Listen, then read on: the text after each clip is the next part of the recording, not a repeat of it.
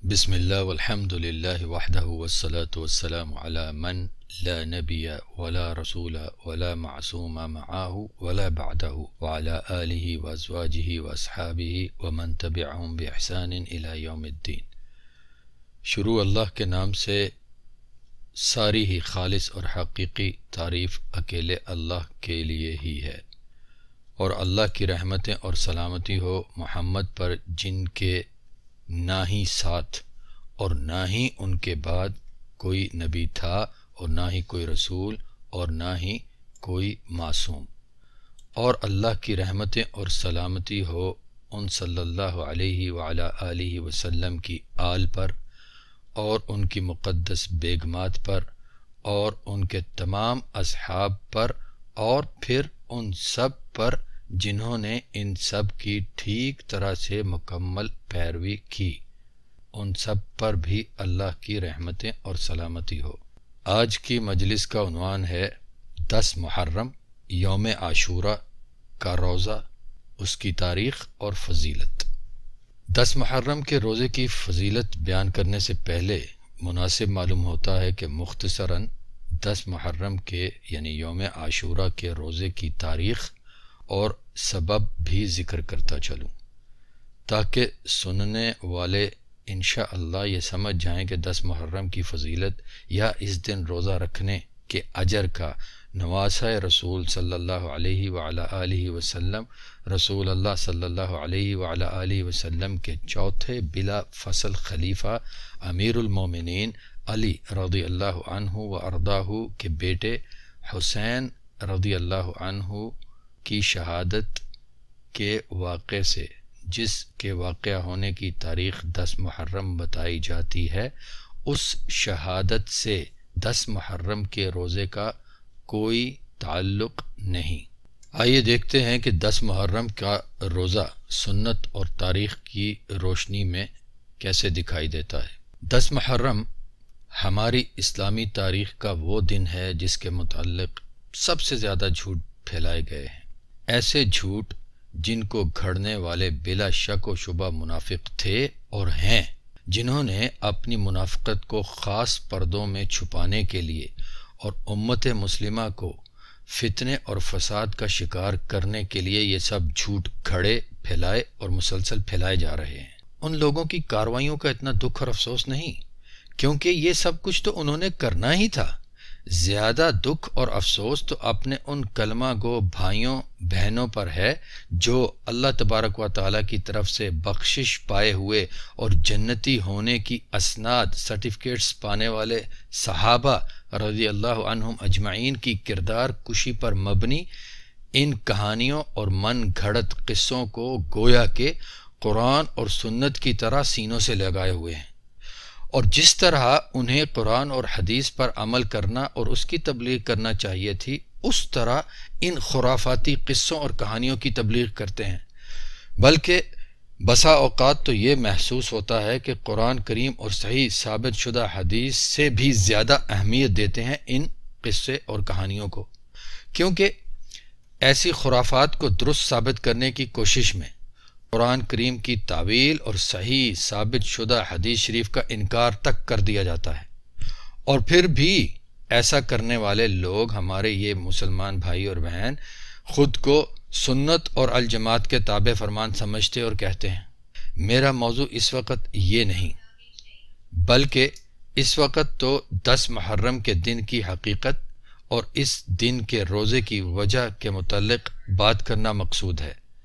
10 محرم سے منسوب ان واقعات کے بارے میں بات چیت الگ عنوان کے تحت کی گئی ہے، جو کتابی صورت میں میرے بلاگ پر موجود ہے، اس کا پڑھنا بھی انشاءاللہ فائدے کا سبب رہے گا۔ جی، تو آتے ہیں محرم کے مہینے کی فضیلت کی طرف۔ اللہ تبارک و تعالیٰ کا ارشاد ہے، ان عدت الشہور عند اللہ 12 شہرا فی کتاب اللہ یوم خلق السماوات والارض منها 4 حرم ذلك الدین القیم فلا تظلموا فیہن انفسکم وقاتلوا المشرکین کافة کما یقاتلونکم کافة واعلموا ان اللہ مع المتقین، بلا شک جس دن اللہ نے زمین اور آسمان بنائے اس دن سے اللہ کے پاس اللہ کی کتاب میں مہینوں کی گنتی 12 ہے، جن میں سے 4 مہینے حرمت والے ہیں، اور یہ ہی درست دین ہے۔ لہذا تم لوگ ان مہینوں میں اپنے آپ پر ظلم نہ کرو اور شرک کرنے والوں سے پوری طرح سے لڑائی کرو، جس طرح وہ لوگ تم لوگوں کے ساتھ پوری طرح سے لڑائی کرتے ہیں، اور جان رکھو کہ اللہ تقوی والوں کے ساتھ ہے۔ سورۃ التوبہ آیت نمبر 36۔ تقوی کے بارے میں بھی ایک الگ موضوع کے طور پہ بات کی جا چکی ہے، اور انہی مہینوں کے بارے میں رسول اللہ علیہ الصلوۃ والسلام نے ارشاد فرمایا، الزمان قد استدار كهيئته يوم خلق الله السماوات والأرض السنة 12 شهرا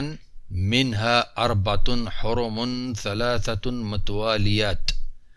ذو القعدة وذو الحجة والمحرم ورجب مضر الذي بين جمادی والشعبان۔ سال اپنی اسی حالت میں پلٹ گیا ہے جس میں اس دن تھا جب اللہ نے زمینیں اور آسمان بنائے تھے۔ سال 12 مہینے کا ہے، جن میں سے 4 حرمت والے ہیں، 3 ایک ساتھ ہیں، ذی القعدہ، ذی الحج اور محرم، اور مدر والا رجب جو جمادی اور شعبان کے درمیان میں ہے۔ صحیح بخاری کتاب بدء الخلق باب نمبر 2، صحیح مسلم کتاب القسامہ والمحاربین والقصاص والدیات باب نمبر 9۔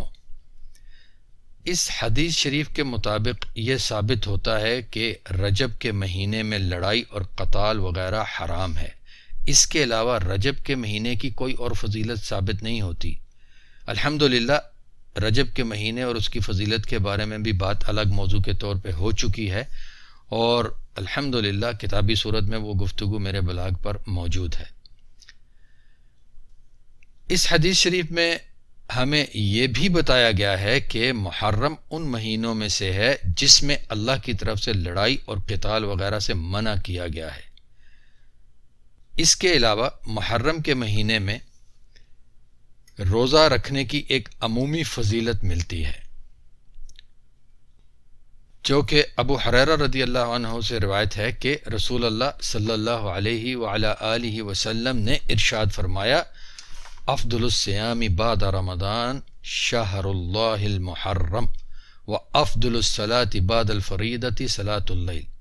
رمضان کے بعد سب سے زیادہ فضیلت والے روزے محرم کے روزے ہیں، اور فرض نماز کے بعد سب سے زیادہ فضیلت والی نماز قیام اللیل یعنی رات میں پڑھے جانے والی نفلی نماز ہے۔ صحیح مسلم حدیث کتاب الصیام کے باب 38 میں ہے۔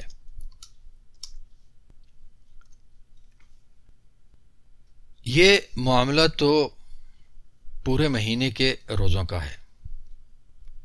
خاص طور پر عاشورہ یعنی 10 محرم کے روزے کی الگ سے فضیلت بیان ہوئی ہے،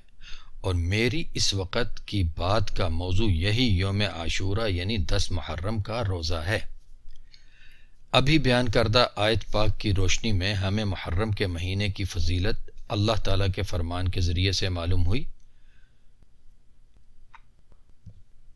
آئیے اب دیکھتے ہیں کہ اللہ کے آخری رسول اور نبی محمد صلی اللہ علیہ وعلی آلہ وسلم کی طرف سے اس مہینے یا اس کے کسی خاص دن کے بارے میں ہمیں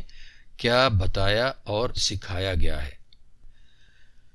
عبداللہ ابن عباس رضی اللہ عنہما کا کہنا ہے کہ جب رسول اللہ صلی اللہ علیہ وعلی آلہ وسلم مدینہ تشریف لائے تو یہودی 10 محرم کا روزہ رکھا کرتے تھے۔ رسول اللہ صلی اللہ علیہ وسلم نے دریافت فرمایا، ما ھذا، یہ کیا ہے؟ تو انہیں بتایا گیا یہ دن اچھا ہے کیونکہ اس دن اللہ نے بنی اسرائیل کو ان کے دشمن فرعون سے نجات دی تھی، تو موسیٰ علیہ السلام نے روزہ رکھا تھا، یعنی شکر ادا کرتے ہوئے اللہ تعالیٰ کا روزہ رکھا تھا۔ تو رسول اللہ علیہ الصلوۃ والسلام نے ارشاد فرمایا، فَأَنَا أَحَقُّ بِمُوسَىٰ مِنْكُمْ فَصَامَهُ وَأَمَرَ بِصِيَامِهِ، میرا حق موسیٰ پر تم لوگوں سے زیادہ ہے، تو رسول اللہ صلی اللہ علیہ وسلم نے اس دن روزہ رکھا اور روزہ رکھنے کا حکم دیا۔ صحیح بخاری میں ہے یہ حدیث، کتاب الصوم اور باب 69۔ اس حدیث شریف میں 10 محرم کے روزے کا سبب ظاہر ہونے کے ساتھ ساتھ یہ بھی پتہ چلتا ہے کہ رسول اللہ صلی اللہ علیہ وعلی آلہ وسلم فداہ نفسی و روحی غیب کا علم نہیں جانتے تھے، اور یہ اس موضوع یعنی علم غیب اس مسئلے کے بارے میں بہت سے دلائل میں سے ایک دلیل ہے۔ ابو موسیٰ رضی اللہ عنہ کا کہنا ہے کہ کان یوم عاشورا تعدہ الیہود عیدا،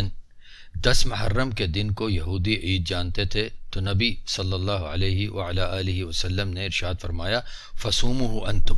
تم لوگ اس دن کا روزہ رکھو۔ صحیح بخاری کتاب الصوم اور وہی صاحب کا باب 69۔ یہ فرمان مبارک رسول اللہ علیہ الصلوۃ والسلام نے اس میں 10 محرم کا روزہ رکھنے کی ترغیب دلانے کے ساتھ ساتھ یہ بھی سکھایا کہ ہمیں یہودیوں کی مخالفت کرنی ہے۔ یہ حدیث شریف یہودیوں کی مخالفت کرنے کی تعلیم کے بہت سے اسباق میں سے ایک سبق ہے۔ اب دیکھتے ہیں کہ سمجھتے ہیں کہ 10 محرم کا روزہ رمضان کے روزوں سے پہلے بھی تھا لیکن فرض نہیں تھا۔ ایمان والوں کی والدہ محترمہ عائشہ اور محمد رسول اللہ صلی اللہ علیہ وعلی آلہ وسلم کے دوسرے بلا فصل خلیفہ امیر المومنین عمر الفاروق کے بیٹے عبداللہ ابن مسعود رضی اللہ عنہم اجمعین و ارضاہم سے روایات ہیں کہ اس 10 محرم کا روزہ اہل جاہلیت بھی رکھا کرتے تھے، اور رمضان کے روزے فرض ہونے سے پہلے رسول اللہ صلی اللہ علیہ وسلم بھی رکھا کرتے تھے، اور اس کا حکم بھی دیا کرتے تھے اور اس کی ترغیب بھی دیا کرتے تھے۔ جب رمضان کے روزے فرض ہوئے تو پھر رسول اللہ علیہ الصلوۃ والسلام نے ہمیں نہ اس کا حکم دیا، نہ اس کی ترغیب دی، اور نہ ہی اس سے منع کیا۔ یہ باتیں جو ابھی میں نے آپ کو بتائی ہیں صحابہ رضی اللہ عنہم اجمعین کی، نبی علیہ الصلوۃ والسلام کی احادیث اور کے مطابق، یہ باتیں صحیح مسلم کتاب الصیام کے باب صوم یوم عاشورہ کی مختلف احادیث کا مجموعہ ہے۔ آگے دیکھیے، سچے ایمان والوں کے ماموں رسول اللہ علیہ الصلوۃ والسلام کے چھٹے بلا فصل خلیفہ امیر المومنین معاویہ رضی اللہ عنہ کا کہنا ہے کہ انہوں نے رسول اللہ علیہ الصلوۃ والسلام کو ارشاد فرماتے ہوئے سنا ھذا یوم عاشورہ ولم یکتب اللہ علیکم صیامہ وانا صائم فمن شاء فلیصم ومن شاء فلیفطر۔ یہ 10 محرم کا دن ہے اور اللہ نے تم لوگوں پر اس کا روزہ فرض نہیں کیا، اور میں روزے میں ہوں، تو جو چاہے وہ روزہ رکھے اور جو چاہے وہ افطار کرے۔ صحیح بخاری کتاب الصوم باب 69 اور صحیح مسلم کتاب الصیام باب 19۔ اس کے بعد دیکھتے ہیں کہ 10 محرم کے روزے کی فضیلت اور اجر کیا ہے۔ عبداللہ ابن عباس رضی اللہ عنہما کا کہنا ہے کہ ما رأیت النبی صلی اللہ علیہ وعلی آلہ وسلم یتحرى صیام یوم فضلہ علی غیرہ الا هذا اليوم یوم عاشورہ وهذا الشہر یعنی شہر رمضان۔ میں نے رسول اللہ صلی اللہ علیہ وعلی آلہ وسلم کو دیکھا کہ نہ تو وہ کسی بھی اور دن کے نفلی روزے کو اس عاشورہ کے دن کے روزے کے علاوہ زیادہ فضیلت والا جانتے تھے، اور نہ کسی اور مہینے کو اس مہینے سے زیادہ فضیلت والا جانتے تھے، یعنی رمضان کے مہینے کو۔ صحیح بخاری کتاب الصوم اور وہی باب 69۔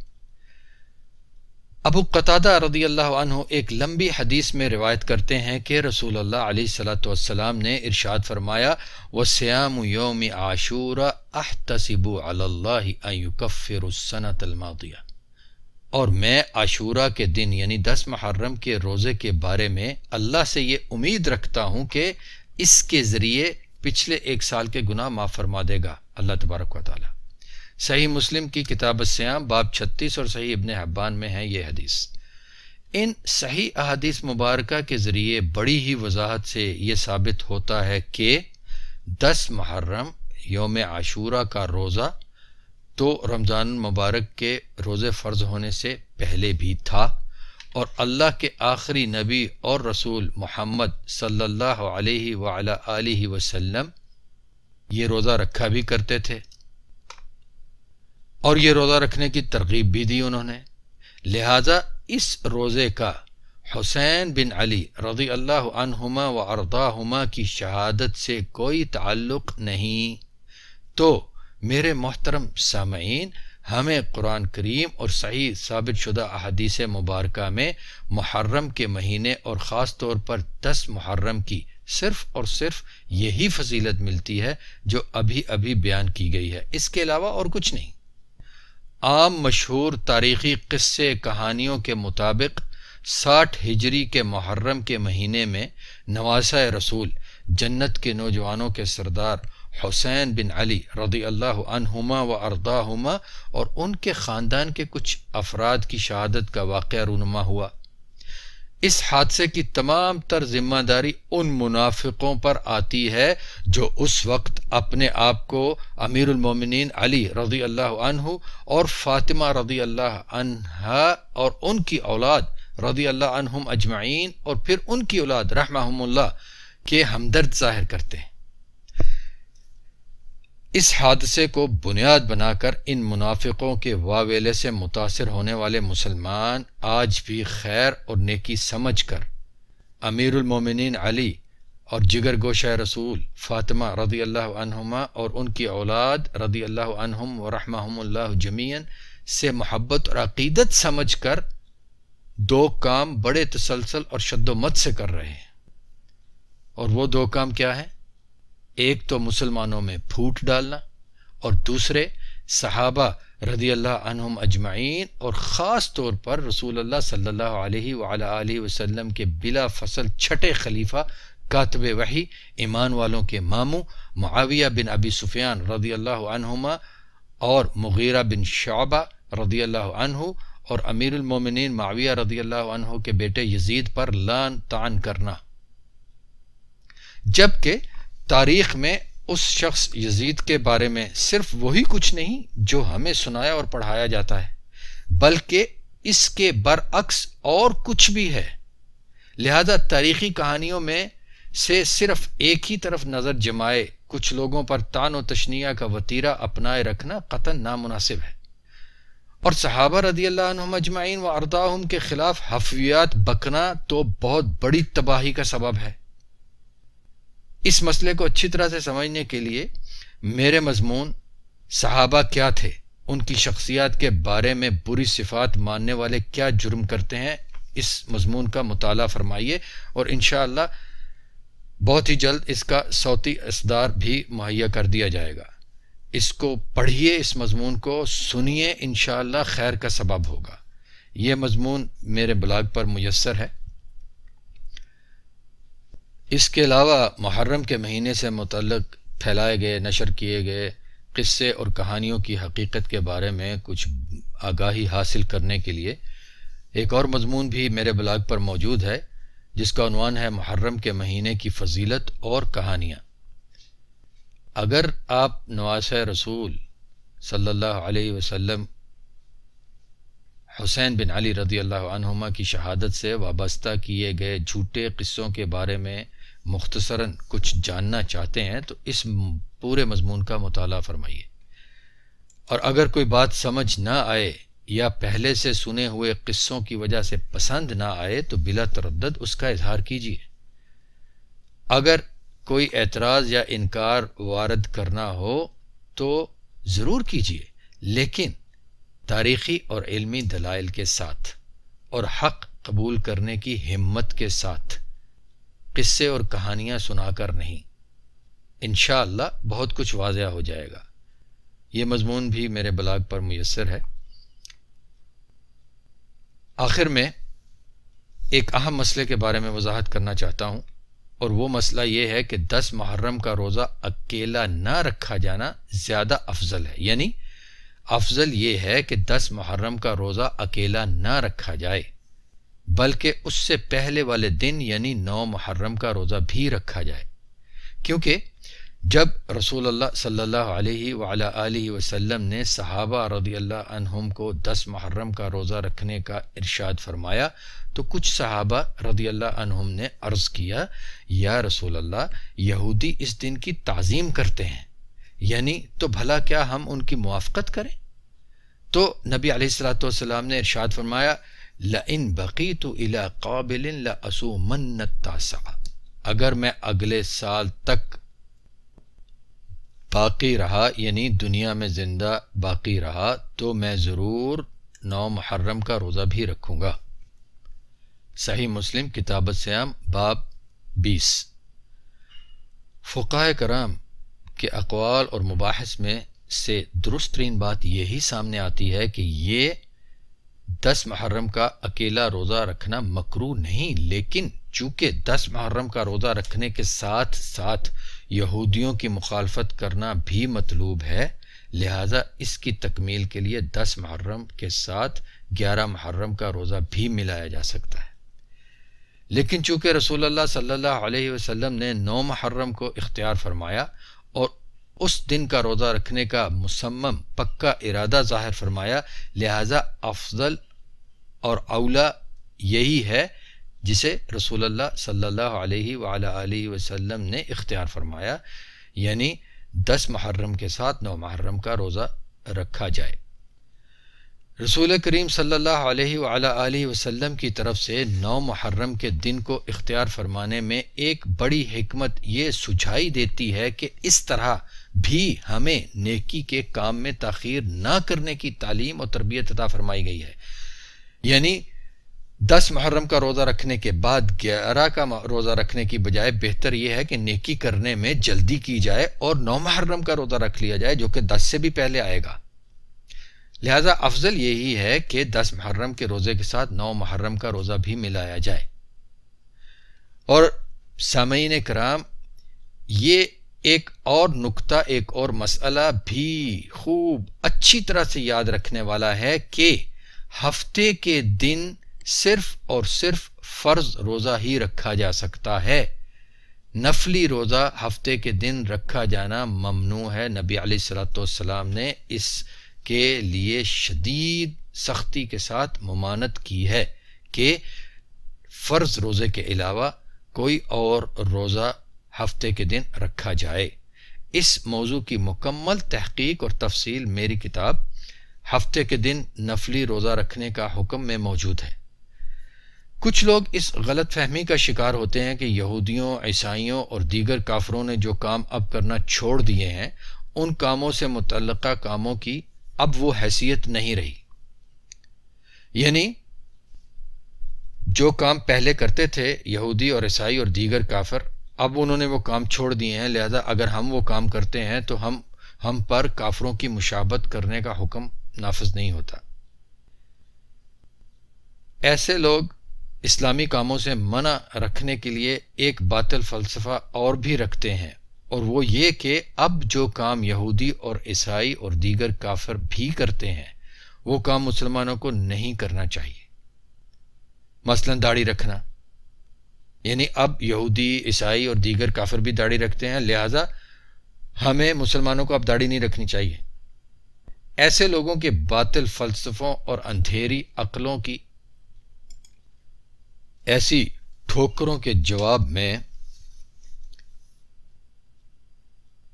اتنا ہی کہنا کافی ہے کہ دین کے احکام وہی ہیں جو اللہ تبارک و تعالی اور اس کے خلیل اور آخری نبی اور رسول محمد صلی اللہ علیہ وعلی آلہ وسلم فداہ روحی و نفسی کی طرف سے دیے گئے،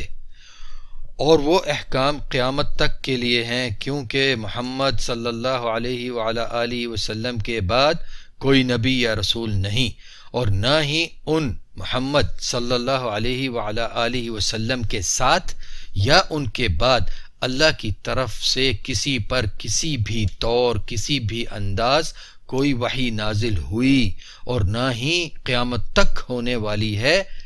کہ کوئی شخص کوئی نیا حکم حاصل کر لے گا یا سابقہ کسی حکم کو منسوخ کہہ سکے گا۔ اللہ تبارک و تعالی ہم سب کو اور ہر کلمہ گو کو خصوصاً اور ہر ایک انسان کو عموماً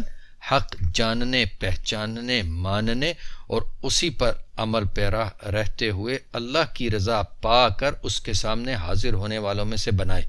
والسلام علیکم ورحمۃ اللہ وبرکاتہ۔